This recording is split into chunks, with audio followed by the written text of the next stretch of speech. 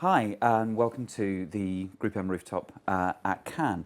And today we're going to be talking about the power of representation in entertainment. And to help me kind of debate that and kick that around a little bit, I've got Stephanie Fried, CMO at Fandom, Jaap Tuinman from PlayStation, VP of Media at PlayStation, and Susan Jurovics, who is Chief Brand and International Officer at Audible. So some really interesting people, and I think we're going to have some really interesting conversations. So I'm going to start off, and Susan, maybe I'll start with you. And this feels like something that we shouldn't still be having a conversation about, but we do still have to have these conversations. We've come a long way in terms of representation in media. It's a bit of an obvious question, but why is it so important that, and I'm thinking more kind of studios and marketeers continue to focus on increasing the visibility and variety of kind of non-obvious kind of fringe voices, basically? Why is that so important? It is important, and hello to my fellow panelists. Thank you for having me. I spent 25 years working on Spider-Man, so I will start with a quote that's probably misattributed to Peter Parker, but I'm going to do it anyway, which I know my panelists know as well, which is with great power comes great responsibility. At Audible, we're both a retailer as well as a content creator. And we believe that behind the mic, in front of the mic, in all of our marketing, our creator-focused efforts, our community efforts, even with our employees, we need to be able to reflect the dynamic audience that's listening to our content. And we genuinely believe that we've got a responsibility to make good choices, to put out different stories, topics that people may not want to talk about, divergent points of view. We believe that's our opportunity and responsibility. Yeah. And yeah, what have you got to add to that in terms of kind of the importance of having diverse voices and, I guess, particularly in your work, kind of diverse imagery as part of the content that you create? Yeah, I think it comes down to the idea that, gaming should be for everybody, right? And I think that it's hard to get behind that if you can't sort of make that offer genuinely and credibly out into the world. And I think if the idea of play is fundamentally human, we should reflect all of humanity as best as we can through our marketing and ideally through our products. Else someone will feel left out, and that's never the goal. Yeah. So if we're not deliberately including everybody, we're sort of undeliberately excluding somebody, even if that's not the ambition. Even if it's not the intention, it's very easy for that to happen. I think it's a lot of how we got here. I think a lot of it wasn't intentional, wasn't out of malice. It was just out of it was humming the ship, and so we're trying to be mindful about that. Yeah. Okay.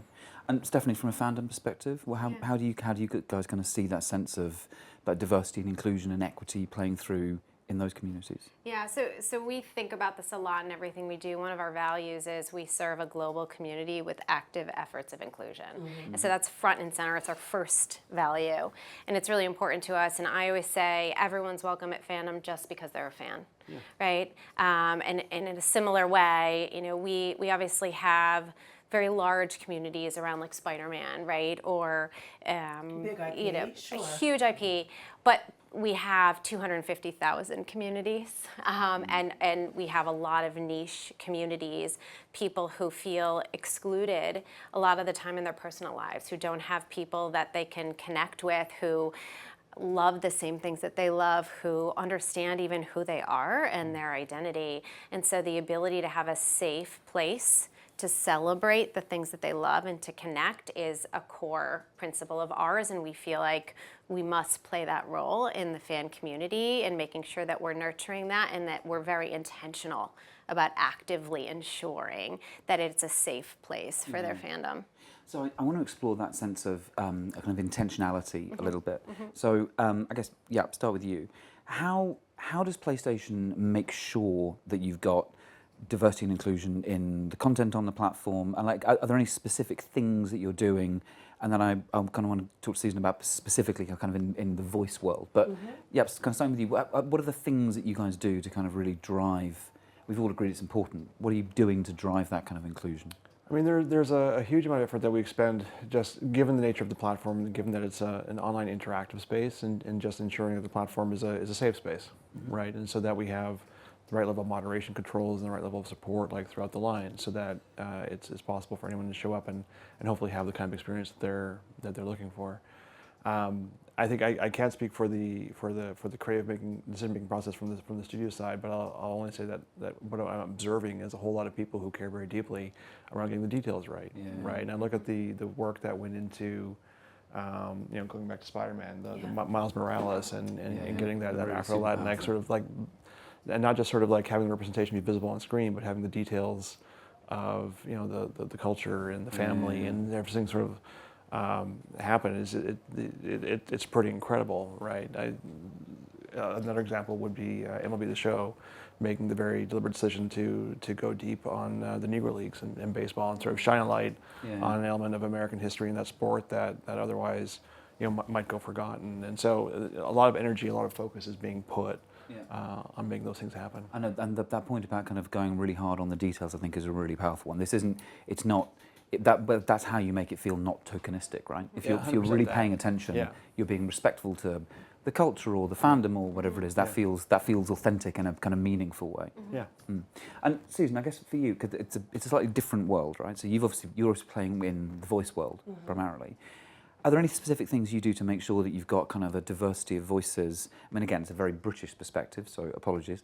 But like in the UK, class is still a huge divider. We were talking just before we started about the election, which is there are some class issues in there.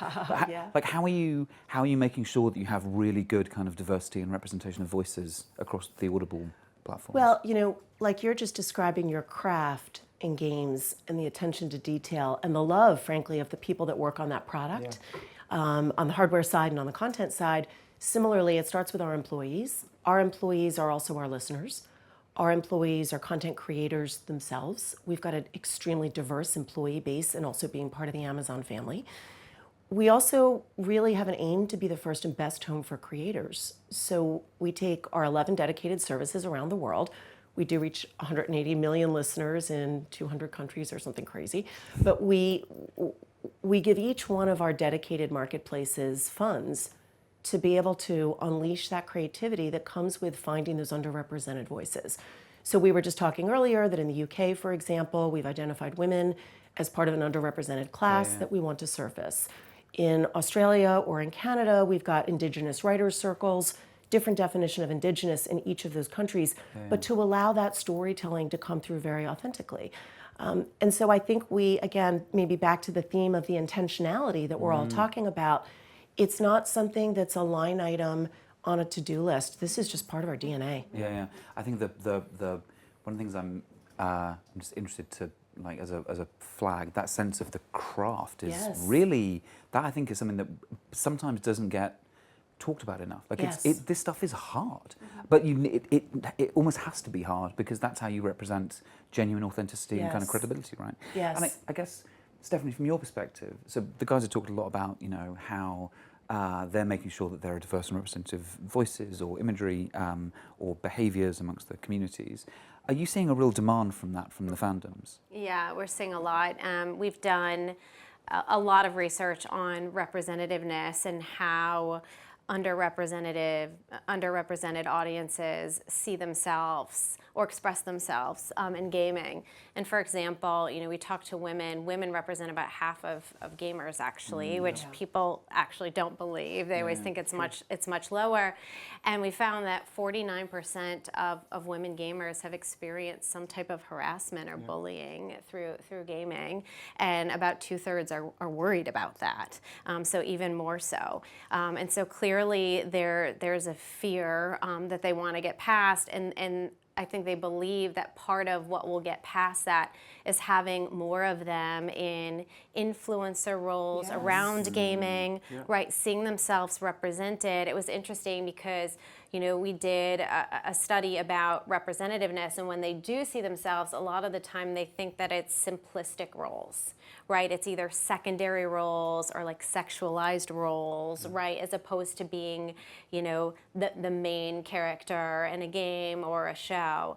And so as there's more people working on those programs, there's more people who are influencers in the space, as we create more content, with partners to help celebrate those places where there is really great representation that continues to make the kind of the bad kind of actors unacceptable kind of in the world of fandom, and to elevate and to celebrate all of the positive moments, because I think things obviously have gotten a lot better than they were, certainly.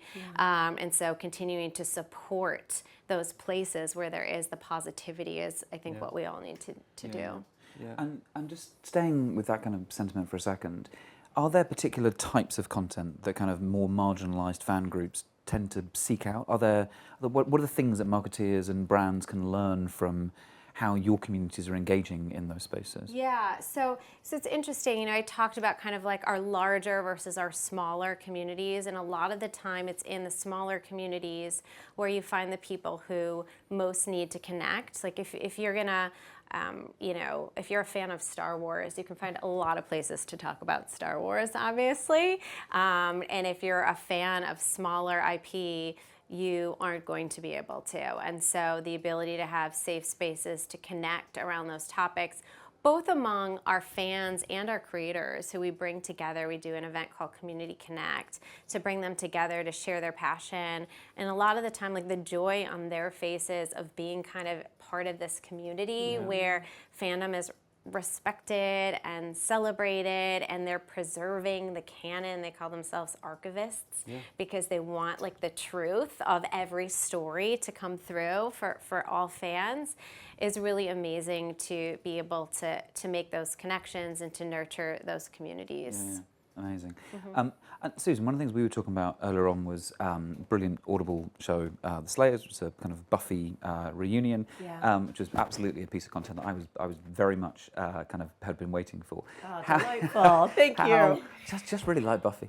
How do you kind of engage with audiences and kind of find like where they're looking for kind of more diverse bits of content? How are you kind of engaging with the audiences out there? Well, this is a long tail business, as I was saying earlier, right? And so, you know, when we commissioned Slayers a while ago, it was commissioned out of our UK team, and it was really having a resurgence because the fandom were really disappointed that the story ended and they wanted more. And when we commissioned that title, as an example, we re-engaged with the original cast, all of whom were wonderful and completely willing to re-engage with us and tell the story in a different way with a new character. And we launched the title at Comic-Con in the US and also in the UK, but it was really tapping into what you're describing of these communities that at some point believe that this is bigger than the IP and that they themselves are looking for canon, they're looking for truth, they're looking for authenticity. And if you think about audio as an expressive medium, there are not visuals attached. And it really allows the listener to imagine and reimagine characters and mythologies and genres, and in some cases different representation than may even be what was commissioned. And I think that's a gift. I love completely. that. I didn't think about that, but it's a great point about the power of audio and being able to live that. I mean, one of the things that I found really interesting was how people explore different identities through gaming, and games that enable you to personalize things and to make them your own so that you can see yourself in it, right? Of what you wear, who you are represented. And about half of the people we talked to said that they actually want to be that persona in real life. They sometimes just don't feel comfortable to be, or they don't know how to be, which is both amazing and sad, but like how we help them and how we do that and creating those stories where they can see themselves is really powerful. And I think, all of us are in businesses that are really about imagination and about allowing different audiences to unlock imagination. And it's not always the same audience. You're launching tons of games every year. We're launching tons of titles in audio, and there's lots of different individual fandoms, as you know, Stephanie. So it's an opportunity to actually anchor ourselves back in something positive. And I want to kind of take this conversation and kind of just touch on something you talked about earlier on. So a lot of, particularly in the gaming world, there's a lot of sort of self-actualization of, I can cater my own avatar, and that can be the kind of the face I put out into the world. Are there any challenges that you face, or I guess actually, what are the challenges in making sure that the platform is safe and people feel kind of that they can kind of visualize and actualize themselves in that environment?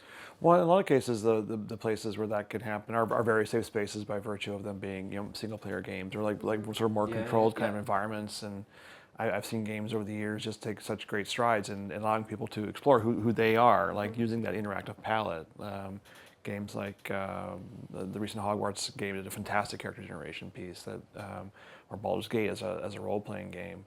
But I think in any of those cases, being able to make it I don't know, just effortless and just sort of normalize it. Of course you can, right? Like sort of like one of the very first examples of this for me was a different lifetime and a different company, but the game launched with a very diverse palette of players. At that point, you could choose from. It wasn't at the point where you could create characters yet, but you could choose from a selection. And the default selection that popped up for the first time were not white men, which is sort of what would have been the sort of the standard, but there were women of color and women, and then there were also men, and there was sort of no fanfare about that. It was just sort of like, this is what it is, and there was no press release, there was no overt statement to the community, but sort of the feeling that came back of just people feeling like they were recognized and had the opportunity and seen and accepted, and they could make their own choices was really fantastic. And I think there's the more you can sort of have that out there, I think the more you also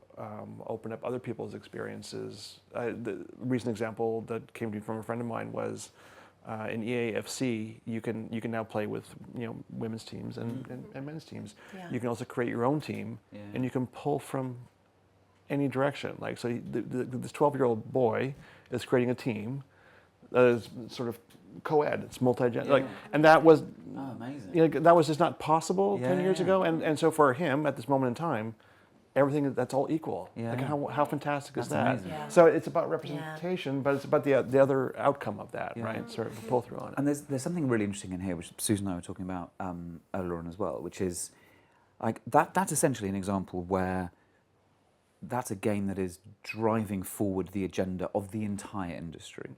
And I guess, Susan, we were talking about this a bit earlier on, but what are you doing to kind of drive forward like the audiobook industry or the podcast industry? Like, what are the things that you're doing that kind of really push forward the agenda for everybody? Because I think it is important that that's on us, right? That's your great power, great responsibility thing from earlier on. It's on all of us, right? This is our craft, so it goes back to that. I mentioned that each of our marketplaces has a fund to use for underrepresented minority voices. We also have a very vibrant student program where we work with different schools and different students from interns around the world.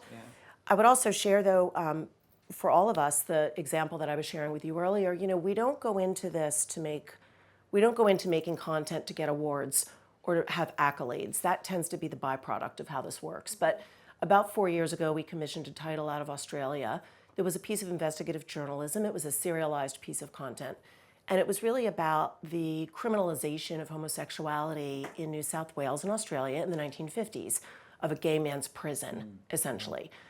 And we worked on this title for a fair amount of time, and we brought it out during Pride Month. That's an obvious marketing release. But what was really beautiful that just happened a few weeks ago was that because of the listenership of that title and the popularity of that title, we found that the government of New South Wales publicly apologized in Parliament.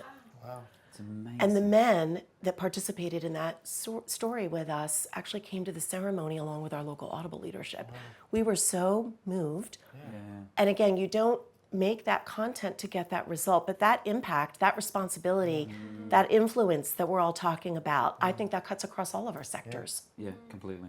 And I guess, and I do think the sort of responsibility, the ability of, gaming, of stories that we tell in the world to change, right? That's so powerful. Yes. Stephanie, question for you. So we've talked a lot about kind of what we're doing at the moment. What's on your kind of roadmap of things that you want to do to kind of further serve disadvantaged audiences in the future? Yeah, so we have, as I mentioned, a lot of wikis. We have 50 million pages of content, and it's UGC. So when a creator comes on and starts a new community, they're not tagging everything with tags that let us know exactly what's on the page. Not surprisingly, the way that we do with like our professional brands or editorial brands. And so we're building a taxonomy, a data structure, so that we understand not just this is a comedy or this is an open world game, but all of the attributes that are part of that story. Is this about an LGBTQ character? Is this about a mother-daughter relationship? Is this, all of the different themes and underlying attributes of that content? The reason that's important is because that enables us to help fans discover other IP that they might not come across, but is going to resonate with them very deeply, because we know the types of content that they're interested in. Again, not at a superficial level, but at a deeper level in terms of how they feel included and how they learn and how they see themselves. And so I think that's a very powerful way that we're going to be able to help them find the other, things that they love and the other fandoms that they're going to love, and the communities that are connected to those fandoms as well. So very excited about that project and our role there. I would say, what we also try to do is, as we work with influencers and we build experiences, we're always thinking about underrepresented groups and how we can bring them to life and how we can give them a voice and a forum, because we create content as well, to make sure that we do our part in bringing those stories to life as well, and making sure everyone sees themselves. Amazing. I'm conscious we're shortly going to run out of time, but very quickly, I'm just trying to do kind of one-sentence answers. Clearly, you all run businesses where you are doing brilliant things for disadvantaged audiences. You're driving the agenda for the entire industry. This is an inspiring group of people, right? What one piece of advice would you give other brands or other creators who are not yet as advanced in this kind of space? Susan, I'll start with you. Sure, I would say know yourself and your brand and be intentional about your choices. Yeah, brilliant. Yep. Make sure you develop a team and a council that doesn't look like you. Brilliant advice. Great. Stephanie? I would say build a positive culture from the beginning, as opposed to trying to keep away negativity. If you say it's going to be positive and you build that and you celebrate that, then the people with the negativity don't want to show up, and they stay away. Really, really powerful. Amazing. Thank you so much. So we've heard some brilliant stuff today about the power of representation in entertainment. I guess if there's two things I take away from this, it's partly we've all talked a lot about the concept of intentionality, and also I think something about the craft, and just actually this stuff is hard. And we need to get into the details. And I think that feels to me like better advice than just a kind of slightly bland, be authentic. Like actually go after the details. That feels powerful to me. Thank you hugely. It's been brilliant to see you guys. Thank you. Thank you very much. Thank you. Thank you.